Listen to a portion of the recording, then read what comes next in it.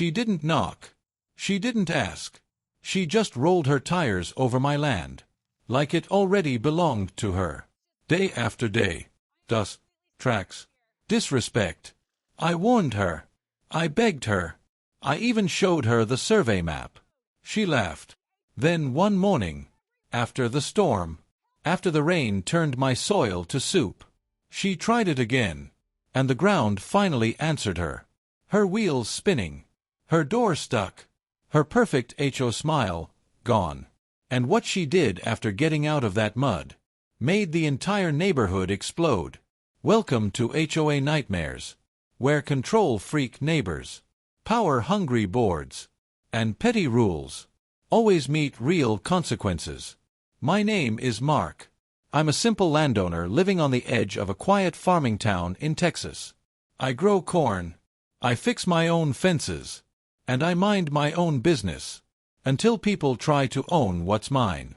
If you hate HOA abuse, if you hate entitled neighbors trying to control your life, then hit subscribe, and drop BOHOA in the comments right now. And share this with that one friend who had HOA problems too. Because this story is personal. She wasn't from around here. You could tell that just by how clean her tires were. No mud, no dust, no scratches. Just a shiny white SUV, rolling across my dirt road, like she was driving into a mall parking lot. The first time I saw her, I didn't say anything. I just stood there, leaning on my fence, watching her drive straight through my field, like it was some shortcut for her morning coffee run. Didn't even slow down. Didn't even look at me. Just drove. At first, I thought she was lost. City people always get lost around here. They trust GPS too much. They don't look at signs. They don't understand real land. But then she came again, and again, and again. Same time every morning. 7:43 a.m. Like clockwork. Tire tracks carving a permanent scar through my crops. My corn was young then. Bright green. Soft. She crushed 2 perfect rows, like they were nothing. So I walked out, waved my hand. Calm, patient. She stopped, rolled her window down, just a little, like air itself might offend her. And that's when I saw the sunglasses. Huge, black, expensive. Her lips, tight, perfect, not a single crack. And then she said it. This is a private HOA road. You need to move your fence. I actually laughed, not because it was funny, but because it was insane. I pointed behind her, at the wooden sign, right there by the gate. Private farm land. No development, no access. She didn't even look. She just smiled, like someone who never hears the word no. I don't have time for rural confusion. This was approved by our board. You people always block progress. You people. I didn't even know what she meant. Farmers, country people, poor people, non-HOA people. Probably all of it. I told her the land was mine. I showed her my title. I showed her the county stamp, right there on my phone. She barely glanced. Talk to the HO, not me. Then she rolled the window up and drove straight through my field again. I felt something twist inside me that day. Not anger exactly. Not yet. More like a warning bell. Because this wasn't a mistake. This was a message. She wasn't lost. She was claiming. From that day on, I started taking pictures. Her license plate. Her tires. Her tracks. Every time she drove through, I recorded it. I even timed her. Monday to Friday. 7:43 a.m. Never even 1 minute late.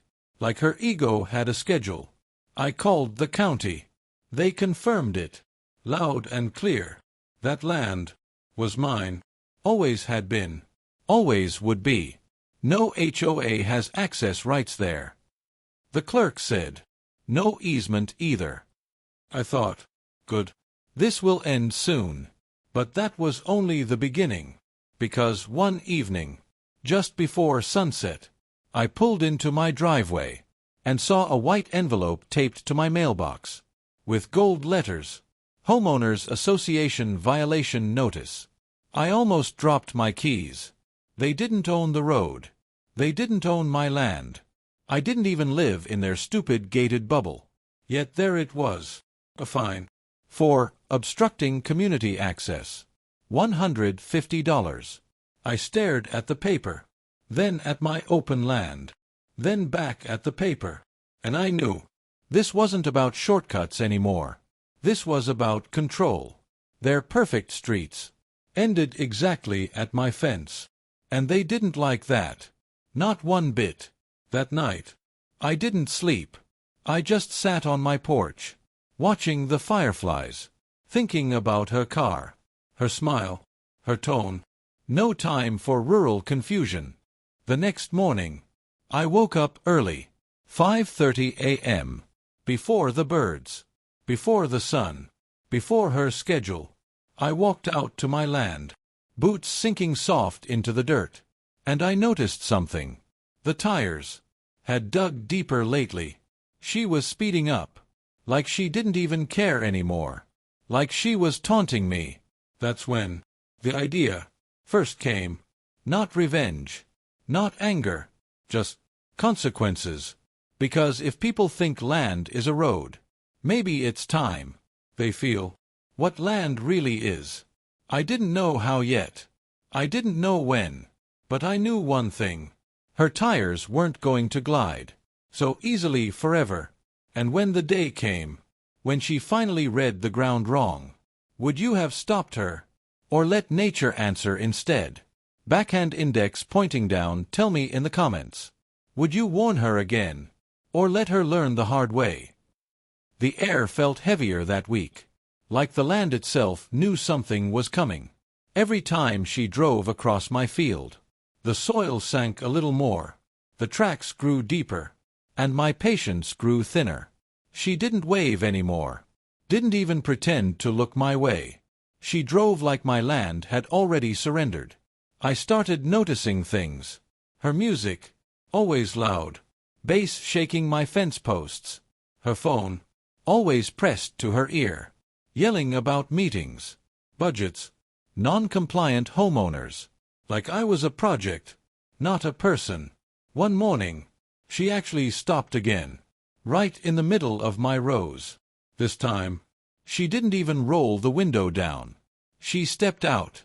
Her heels sank an inch into my dirt, and I remember thinking, those shoes cost more than my tractor tires.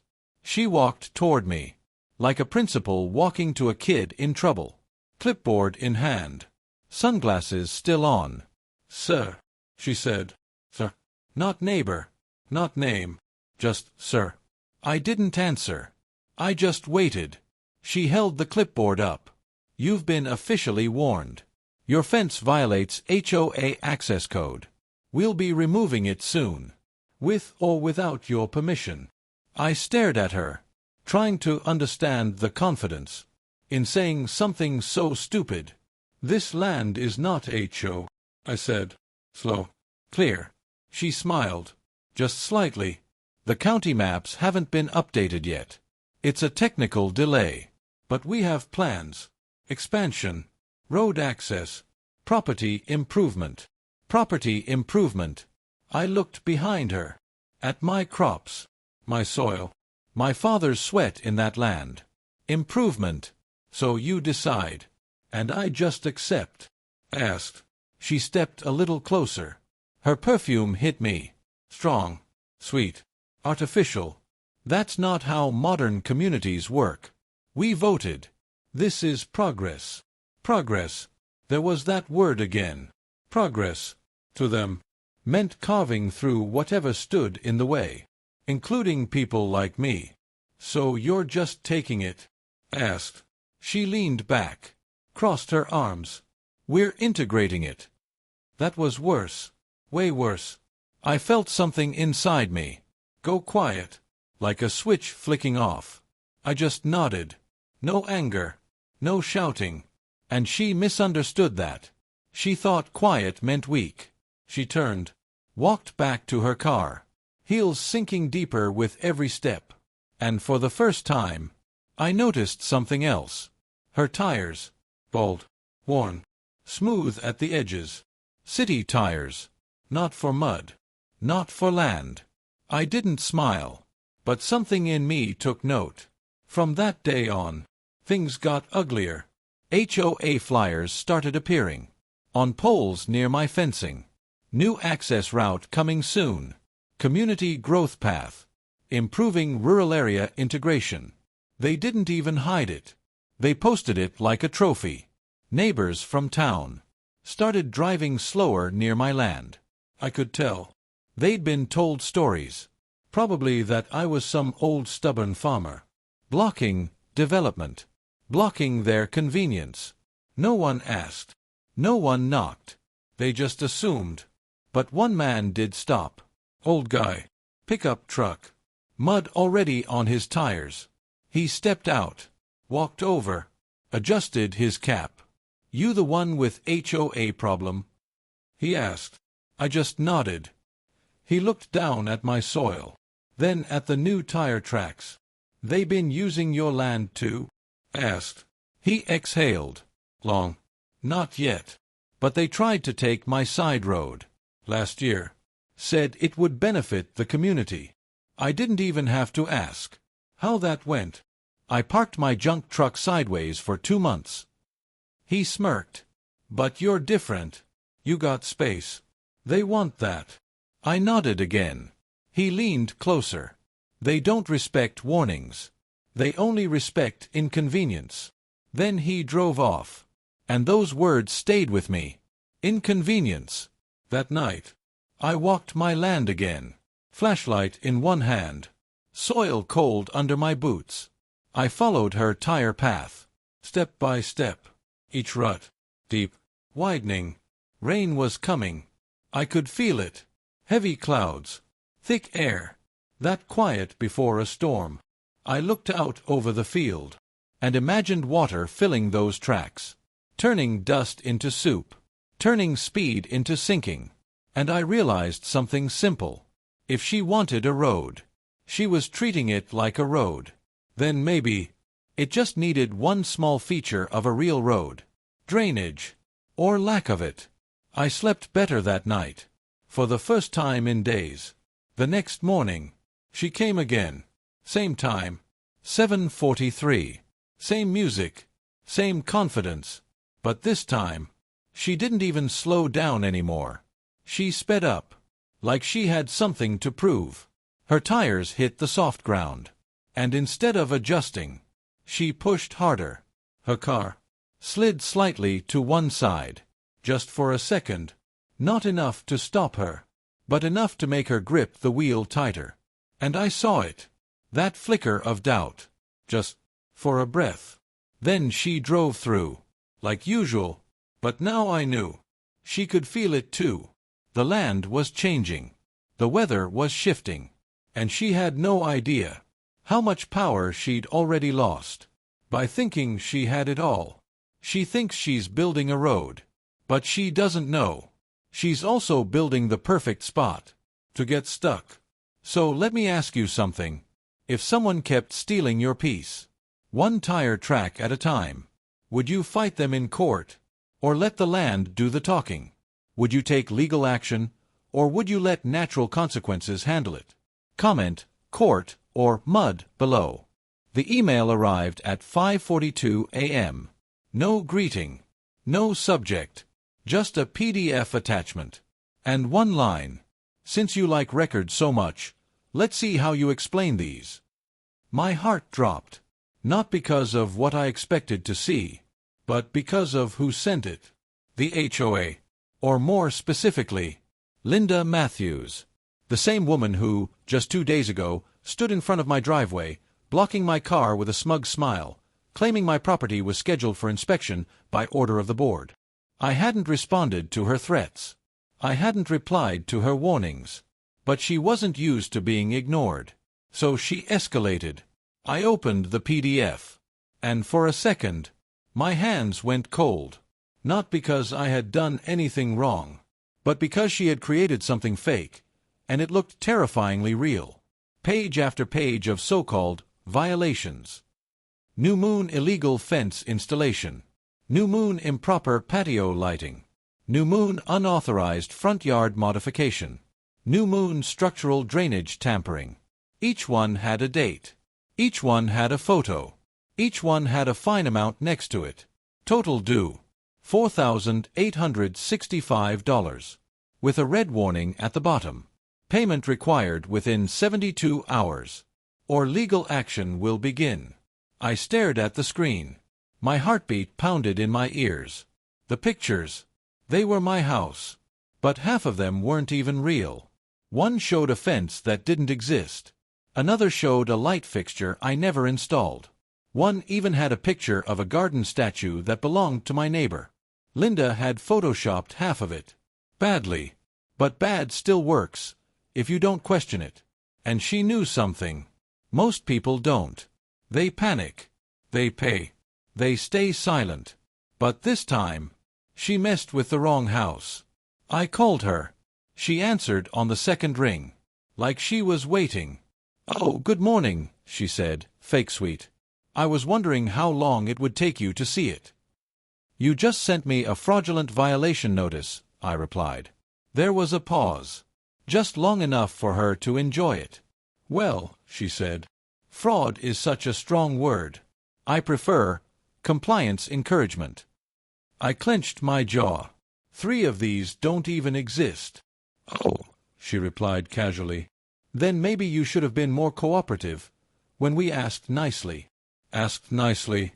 She meant the time she tried to tow my truck, or when she threatened my wife at the mailbox, or when she announced my non-compliance in front of the entire neighborhood. But this time she had crossed into something different. Paper, policy, proof. And that's where I outplay her. I didn't argue. I didn't yell. I just said one sentence. "Email me proof that these were approved by the HOA board." Silence. "You want minutes? Records? I don't have time for." "Then don't send me fake bills," I interrupted. "Because I do have time for court." Her voice changed. Just slightly. The confidence cracked for half a second, before she masked it. "You'll receive the board approval documentation," she snapped, "by end of day." And she hung up. Here's what Linda didn't know. I wasn't just some random homeowner. I kept records. All of them. Every email. Every letter. Every notice. Every conversation. I even recorded the time she accused me of non-compliance on camera.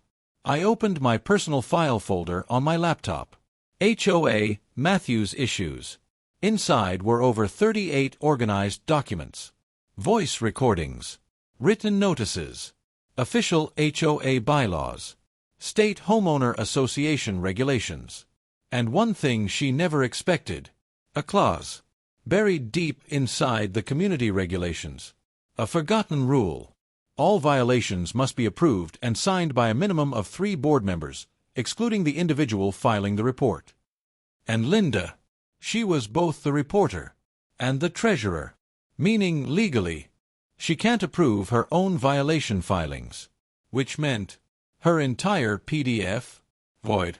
Illegal. Worthless. I smiled for the first time that morning. But before I could celebrate, another notification hit my phone. Text message. Unknown number. It read, "Careful questioning authority around here. Things tend to break." I froze. And then I heard something outside. A sound I recognized from every neighborhood horror story. A metallic scrape. A slow drag. Steel against concrete. I moved to the window. Slowly. Quietly. And what I saw made my stomach twist. Not a tow truck. Not a city vehicle. But 2 men.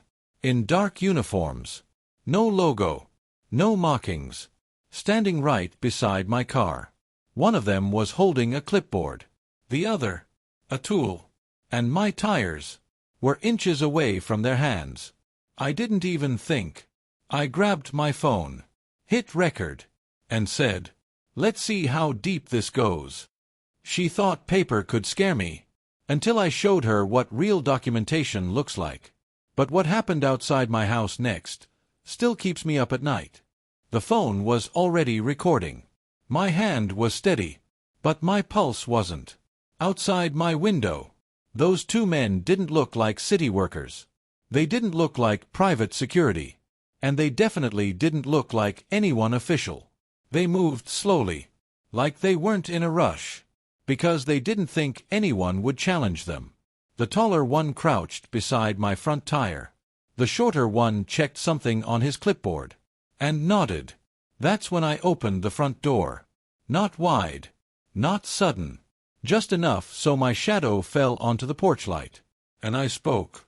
"Can I help you, gentlemen?" They both froze. Not startled, just annoyed, like I'd interrupted something they thought I'd never notice. The tall one didn't look up. "We're here on property compliance orders." "From who?" I asked. He straightened slowly. "No badge, no patch, no name, just a plain black uniform. HOA Enforcement." I almost laughed. Enforcement? That wasn't even a real department. "I'll need to see documentation," I said. "And official identification." The shorter one finally turned to me, and I recognized the look instantly. Not authority. Confidence without qualification. The dangerous kind. "You'll get the paperwork after the job is done." I stepped forward. "No," I replied calmly. "You'll leave my property before the job even starts." They stared at me, then at each other, and then the tall one smirked. "This is a board-approved vehicle restriction adjustment." His words were rehearsed, memorized, but his hands, not trained. He shifted his grip on that metal tool, and I saw it clearly now. A wheel clamp. Boot device. Unauthorized. Unregistered. Illegal. Linda wasn't just sending fake fines now. She was hiring fake muscle. "Put that down," I said. "You don't have legal permission to touch anything on my property." The tall one stepped closer. "You want to make this complicated?" "No," I answered. "I want to make this documented." I held my phone up. Recording. Clear. Stable. Their eyes flicked to it. And for the first time, they hesitated. "You know Linda can make this a lot harder for you." The short one said. There it was. Her name. Right out of his mouth. Not HOA. Not the board. Linda. I smiled. Because the more they talked, the more they buried her. "You want to repeat that?" I asked. He tightened his jaw. I stepped down the porch steps. Slow. Deliberate. "This is private property. You don't have a signed violation order. No permits. No city contract. No identification. And you just admitted this is personal." The tall one rolled his eyes. "We're just doing what we're paid to do." "Then you better start asking who's paying you," I responded. "Because right now you're trespassing on camera." He laughed. "You really think a little phone video scares us?" "No," I said. "But court scares the hell out of people like you." That's when I noticed. He subtly moved his boot closer to my tire again, like he wanted to test me. So I raised my voice slightly. Not angry, just loud enough. "Take a step back." The neighbor's porch lights started turning on one by one. Windows opened. Curtains moved. Eyes started watching. And these two. They hated that. Because bullies love darkness. But hate witnesses. "You're embarrassing yourself," the shorter one muttered.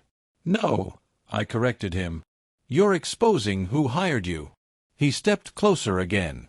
And that's when I did the one thing Linda probably hoped I wouldn't. I opened my driveway gate camera feed on my phone. Live stream. Public view. And tilted it toward them. Then I said, "Smile." Their faces changed. You can't intimidate someone when people are suddenly watching you. The tall one looked around. Neighbors. Lights. Phones. Whispers. He stepped back first. Then the other one. Slow. Controlled. Like they didn't want it to look like retreat. But it was. "We'll report this to the board," he said. "Do that," I replied. "And let them know. Their treasurer is illegally hiring private contractors to harass residents." They didn't respond. They just turned away, dragging that "we'll clamp" back to their unmarked van. No logos. No license plate. Nothing. Except I caught a glimpse. A faded decal on the back door. Half peeled. The words, "Civic Solutions Group." I zoomed in. Saved it. Backed it up. Because Linda just gave me another name to dig into. Another trail. Another mistake. 10 minutes later. My phone buzzed again. Unknown number. Different one. The message read, "You're taking this too far. The board doesn't like problems. And they always solve them." I stared at my screen. And typed one thing back. Good. Because now they're the problem. I didn't sleep much that night. Not because I was scared, but because my mind was connecting dots. Fake violations. Fake enforcement. Fake authority. Linda wasn't just power-tripping anymore.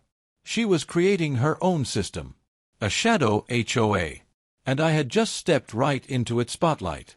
The next morning, a letter was taped to my door. Handwritten. No stamp. No mailbox. Just taped. And it said, "Final warning. Withdraw your complaint. Or next time we don't knock." My hand tightened. Because this wasn't HOA nonsense anymore. This wasn't suburban drama. This was turning into intimidation.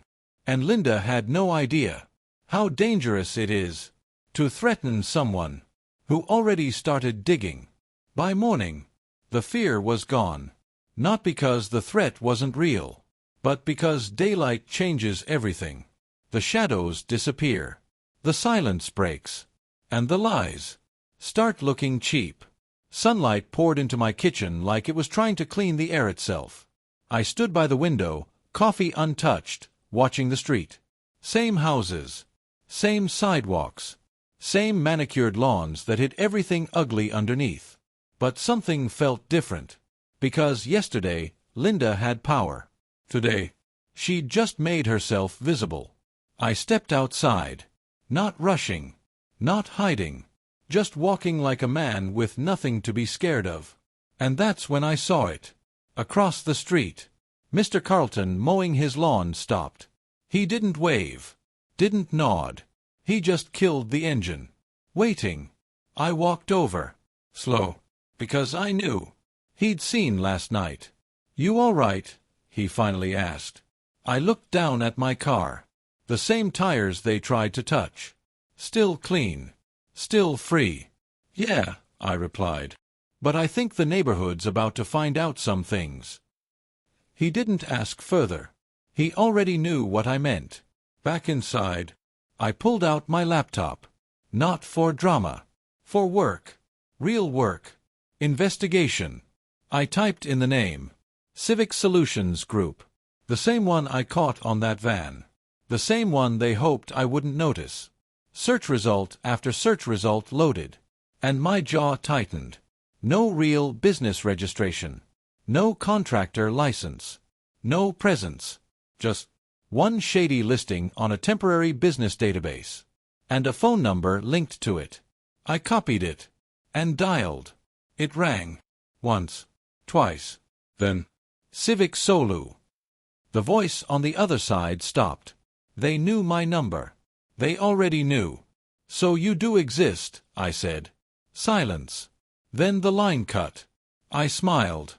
Because if they were scared enough to hang up, that meant I was close. Around noon, there was a knock. Real knock this time. I opened the door. And there she stood. Linda. No makeup shield. No clipboard armor. No fake smile decoration. Just her. In full daylight. And she looked nervous. "You've been spreading a lot of misinformation," she said, forcing confidence. I leaned on the doorframe. "You've been spreading a lot of fraud," I responded. Her lips tightened. This is a private community matter. No, I said. This became public the second you hired fake men to trespass on my property. She flinched. Just a little. But enough. You're damaging the reputation of our neighborhood. She snapped. I almost laughed. Linda, you damaged it the moment you forgot who you were serving. She stepped closer, lowered her voice. You don't understand how these things work, she whispered. No, I corrected her. I understand exactly how they work. You got too comfortable, and now your reflection is too hard to look at. She looked around. The neighbors were outside, some pretending not to watch, others not even pretending. Because when a bully starts sweating, people notice. No one else has a problem except you, she said. I raised my phone, opened my messages, and pulled up 10 screenshots. Complaints, threats, fake fines, unfair warnings. All from her. All these people wrote to me last night, I said. You didn't just target me, Linda. You just made a lot of enemies visible. Her face changed color. Color drains fast in daylight. You think this will protect you? She scoffed. No, I replied. I think it's going to expose you. She swallowed. You'll regret making this personal. I tilted my head. Linda, you made this personal when you wrote my name in red ink. She stepped back.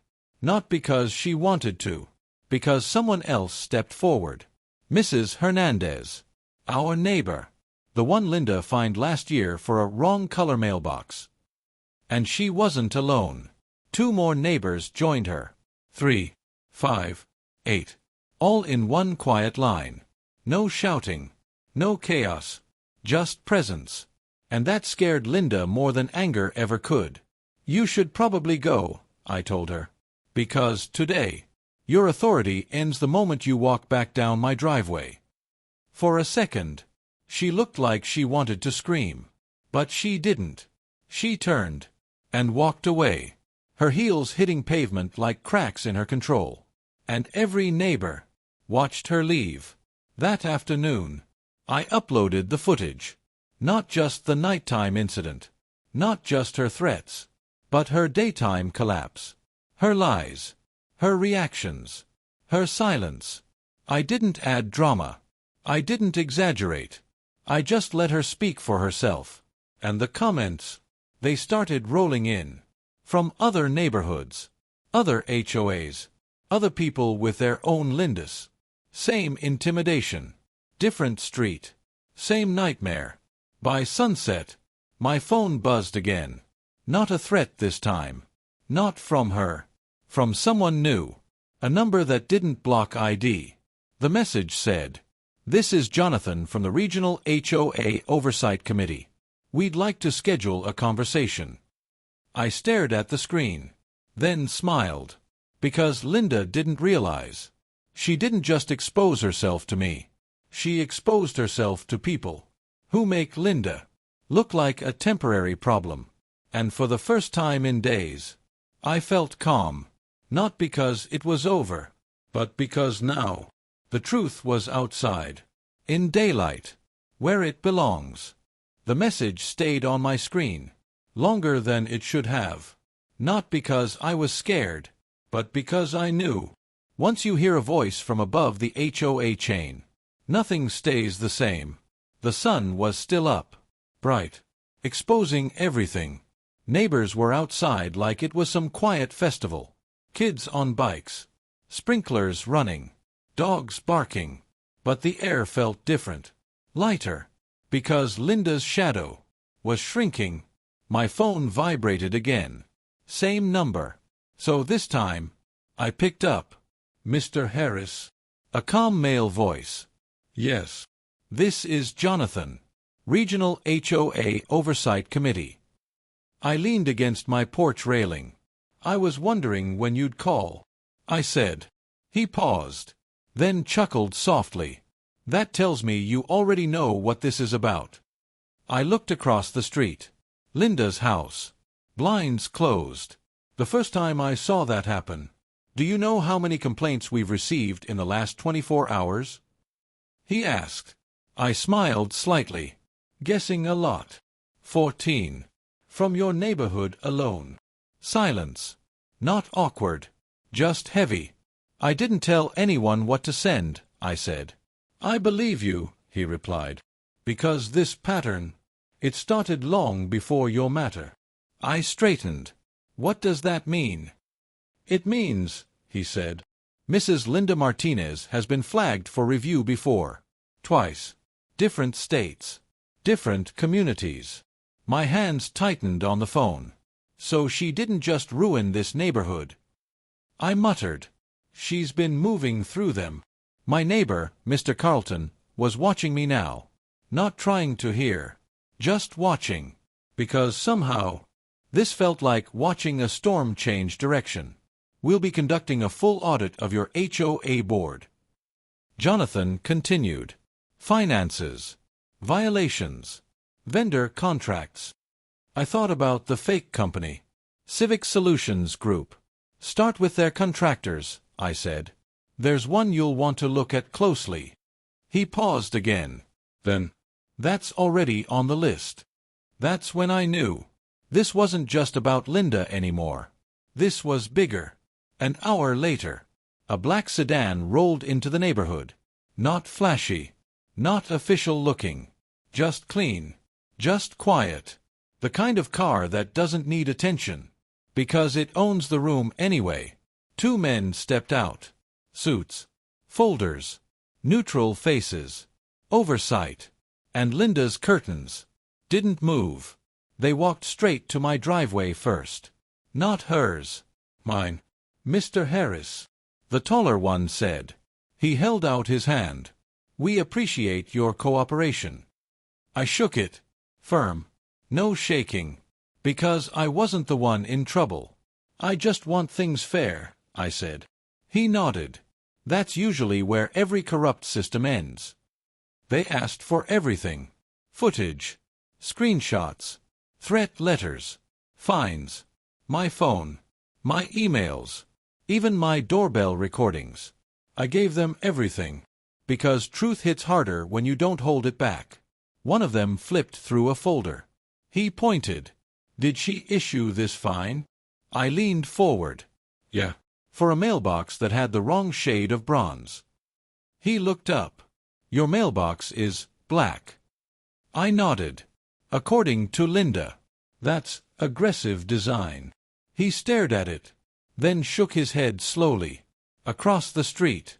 Mrs. Hernandez walked up. Carrying her folder. So did Mr. Carlton. And then two more neighbors. And then more. Like a line building silently. All holding paper. All carrying stories. All waiting their turn. And Linda. Still behind her blinds. The second investigator whispered something to the first. He nodded. Then turned back to me. Mr. Harris, I just want to ask you one thing. What? Why did you stay calm through all of this? I looked down my street. The flags. The perfect lawns. The fake order. Because, I said. She wanted a reaction. HOA bullies survive on reactions. I decided to starve her instead. He smiled. Just slightly. Then he thanked me. And walked across the road. To her house. They knocked. Once. Twice. No answer. Third time. Harder. The kind of knock that doesn't ask. It commands. Her door finally opened. Just a crack. I couldn't hear words. But I saw her posture. Tense. Defensive. Her hands shaking again. Same as yesterday. But now. No clipboard. No authority. Just a door. Trying to stay closed. They spoke to her for 10 minutes. She tried to argue. I could tell by her arms. The pointing. The shaking. The desperate control. Then, one of them handed her a paper. And even from across the street, I saw her shoulders drop. After they left her porch, they walked back over to me. We'll be placing the board under temporary supervision. The taller one said. And suspend certain powers effective immediately. I raised my eyes. Meaning? He looked back at Linda's house. Meaning she can't fine, can't threaten, can't harass. Not for a long while. A breeze moved through the trees. Lighter. Like even the leaves were relieved. And what about Civic Solutions Group? I asked. He gave me a look. The serious kind. We already found 3 other HOAs linked to them. My jaw clenched. All led by the same woman. He paused. Then nodded. Just then, Linda stepped out. Finally, sunlight hit her face. Full. Unfiltered. No place to hide. She saw everyone watching. She saw the investigators. She saw me. Her eyes burned. Not with power. With embarrassment. With exposure. With something close to fear. "You happy now?" she called out. I didn't raise my voice. I didn't move. I just said, "I'll be happier when no one else has to deal with you anymore." She froze. The neighbors fell silent. The investigators stood still, waiting. Linda turned around, walked back inside, and shut the door. Hard. And something about that sound felt like an ending beginning. But deep down, I knew this wasn't the end. Because systems like hers don't collapse quietly.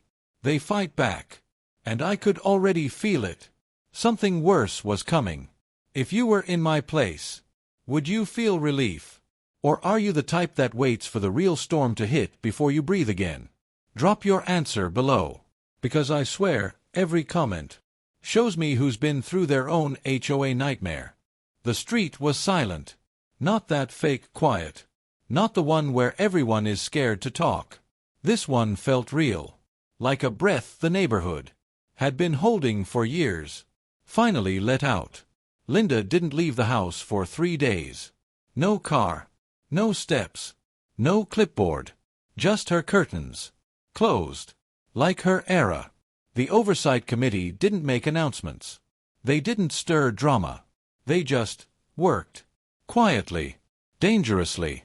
Like people who fix things. Without needing credit. By Thursday afternoon, a letter arrived. Not handwritten. Not threatening. Not on cheap HOA letterhead.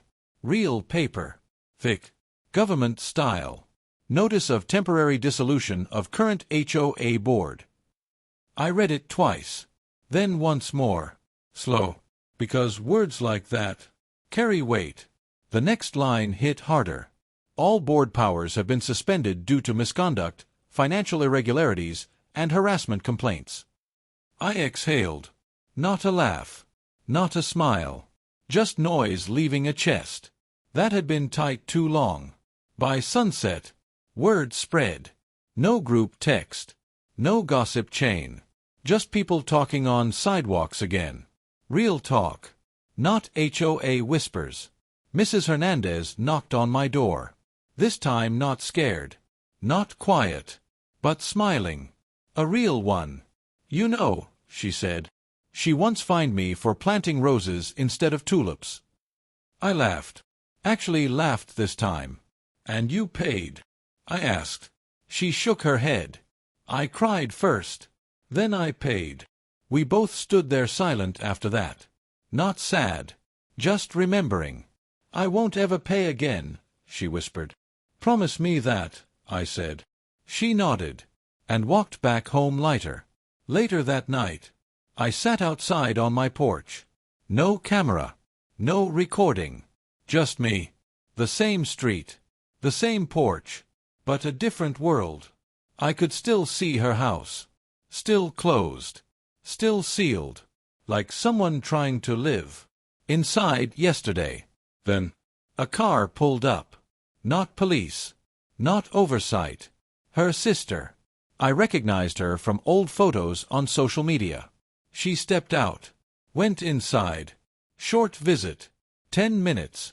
Linda came out with a suitcase. Not dramatic. Not loud. Just silent. And that somehow was louder than anything she'd ever said. She looked down. Not at me. Not at the neighbors. Just at the ground. like she didn't want the street to recognize her anymore. The car pulled away, and no one clapped, no one cheered, no one celebrated, because when something wrong leaves, you don't celebrate, you just breathe easier. The next week, a community meeting was announced, but not the kind Linda used to run. No threats, no loudspeakers, just a handwritten poster. Neighborhood reset meeting, all voices welcome. We met at the park, the real park, with damaged benches Linda once ignored fixing. Families came, kids, people who used to avoid everything HOA related, all standing in a circle, not seating rows. A circle, equal. A volunteer from the oversight committee spoke. Soft, calm. HOAs are supposed to protect communities, he said, not terrorize them. Some people nodded. Some cried. Then he said something that hit deeper than any fine Linda ever gave. We can't erase what happened here, but we can change what happens next. They opened the floor, and people talked. Real stories, real pain, fake fines, fake violations, fake respect, all poured out. I didn't speak at first. I just listened, because this moment wasn't about me. It was about a neighborhood, finally remembering. It belonged to the people, not the power-hungry. Eventually someone pointed at me. You should say something, they said. I stood slowly, not for applause, just for truth. I didn't fight Linda, I said. I just refused to bend to her. A few people smiled. Some nodded. You don't beat bullies by yelling louder. I added, you beat them by standing still and letting them trip over their own lies. Silence. Then soft clapping. But I raised my hand. This isn't a victory for me. I continued. It's for everyone who thought they weren't important enough to matter. And right there, something clicked in the crowd. 3 weeks later, the new HOA board was formed. 7 members. No power hunger. No ego. Just neighbors. Regular people. Who still borrowed sugar and returned lawn tools.